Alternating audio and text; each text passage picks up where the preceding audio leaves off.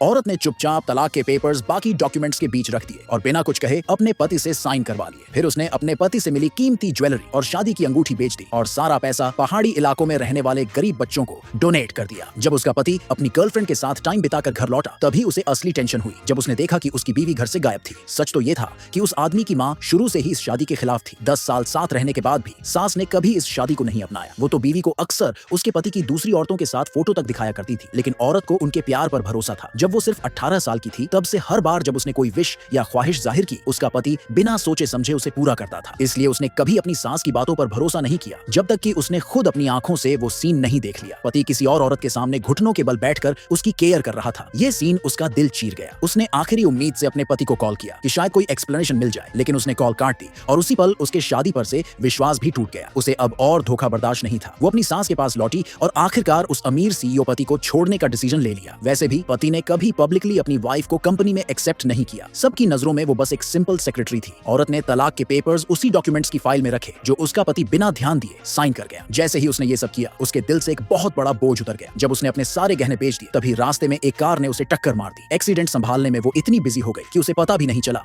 कि उसी कार में बैठा सीईओ काफी देर से उसे देख रहा था। बारिश में भीग चुकी औरत को देखकर उसने शराफत से अपनी जैकेट दे दी। जैसे ही औरत ने अपने जख्म साफ किए उसका पति कॉल करने लगा, गुस्से में कि उसने पहले कॉल क्यों नहीं उठाया। पहले वो ऐसे मौकों पर फिक्र करता था, लेकिन अब उसकी आंखों में बस मायूसी थी। जब पति ने देखा कि औरत ने सीईओ की जैकेट पहन रखी है तो बिना कुछ पूछे उसने वो जैकेट छीन ली। अब औरत हर रिश्ता खत्म करना चाहती थी तो उसने नौकरी से रिजाइन दे दिया। पति जो अब उससे कोई लगाव नहीं रखता था, बिना कुछ पूछे उसने उसकी रेजिग्नेशन एक्सेप्ट कर ली। औरत ने अपना सामान पैक किया और नए घर में शिफ्ट हो गई। संयोग से लिफ्ट में उसकी मुलाकात उसी सीईओ से हो गई। उधर जब पति घर आया तो देखा कि घर खाली हो चुका था। वो घबरा गया। उसने अपने असिस्टेंट को बोला कि बीवी को ढूंढो और अपनी माँ से भी रिक्वेस्ट की कि अब उनके रिश्ते में दखल न दे। जब माँ ने बताया कि उसकी बीवी को उसके अफेयर का पता चल गया है तो भी पति को पूरा भरोसा था कि वो कभी नहीं जाएगी। लेकिन उसी वक्त औरत को उसकी सास का कॉल आया। किसी डील या एग्रीमेंट पर साइन करने के लिए बुलाया गया। जैसे ही उसने कॉन्ट्रैक्ट देखा उसकी मोटाई देखकर समझ गई कि इसमें कोई चाल है। उसने बहाना बनाया कि वो पहले वकील से सलाह लेगी और वहां से निकल गई और सीधे जाकर वो कॉन्ट्रैक्ट डस्टबिन में फेंक दिया। लेकिन बदकिस्मती से उसके खिलाफ एक साजिश चल रही थी। उसे बेहोश कर दिया गया।